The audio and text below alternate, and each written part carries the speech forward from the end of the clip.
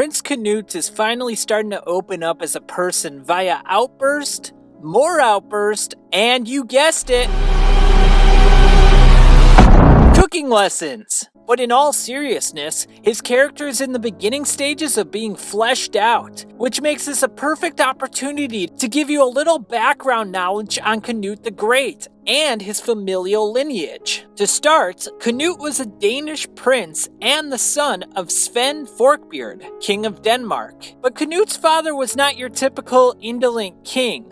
Far from it. Sven was a violent warlord that usurped the throne held by his father, Harald Bluetooth. Why did they call him Bluetooth? Because he filed his fucking teeth and dyed them blue, son. YOLO! But after conquering the throne, not one to rest on his laurels, King Sven turned his attention to England in what was described by historians as a campaign of fear and destruction. Eat your heart out, George W. Bush! During this time, circa 1985 to 1995 AD, Prince Canute was born and would eventually travel to England to engage in various raids under the care of Thorkel the Tall. Historical accounts describe Canute as an exceptionally tall and strong individual.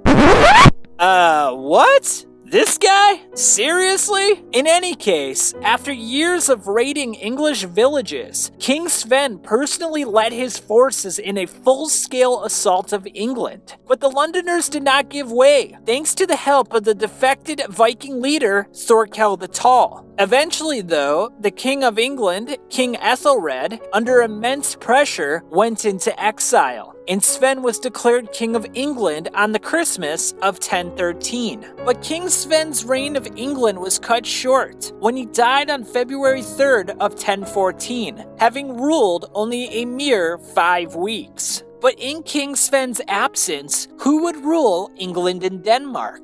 If you do not want to be spoiled by future events in Vinland Saga, you should tune out right now, because this is potentially a big spoiler alert. After Sven's death, Harald II, Canute's older brother, was named King of Denmark, while Canute was proclaimed King of England. However, his reign was also brief, as the English nobility sent for Ethelred, who eventually came out of exile. Canute, henceforth, was driven out of England in 1014, in which he barely escaped by boat. But before Canute fled to Denmark, he made certain to intimidate England via returning various hostages without their ears and noses, a stark warning that they did not see coming. In the meantime, Canute decided to build his army for an invasion in the near future. And that near future was literally next year. In the summer of 1015, Canute returned to England with vengeance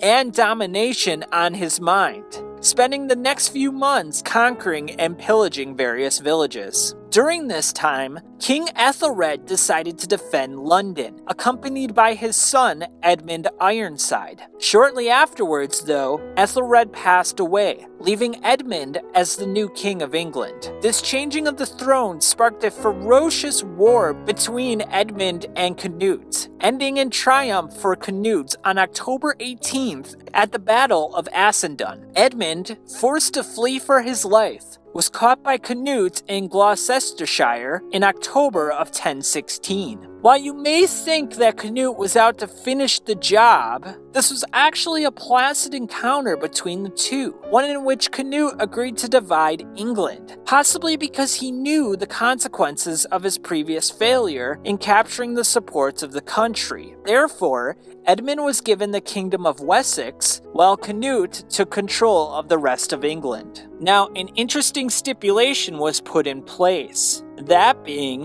when one of the kings should die, the other would take all of England.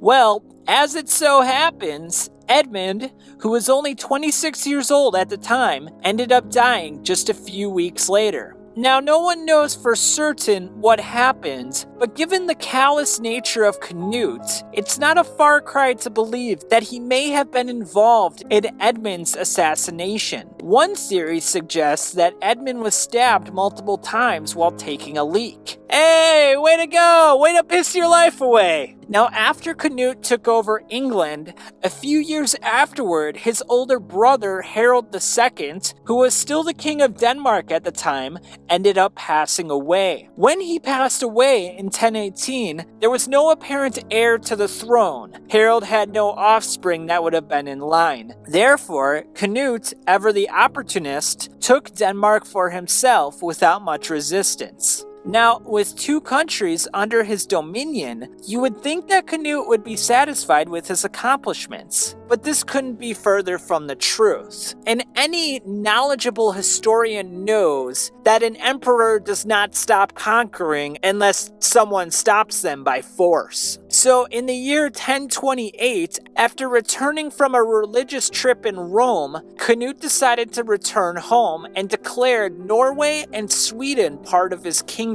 And in 1028, he sent 50 ships over to Norway and was able to take the country relatively easily. That being said, however, even though he had England, Denmark, Norway, and parts of Sweden under his control, it proved to be a little bit too much, and he never really got the support of Norway that he would have liked, especially with the upper nobility. So after 2 short years in 1030, Norway went back to the original nobility, and Canute just went back to ruling England and Denmark once again. Now it's interesting because after Canute died in 1035, England actually went back to the original familial lineage of kingship.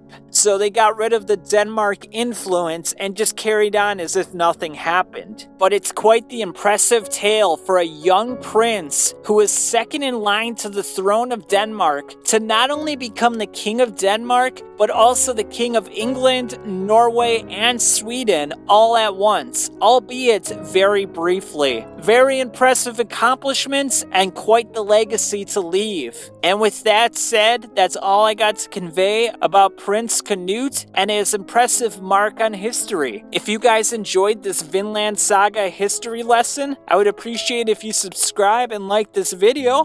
But until next time, I'll catch you on the flip side.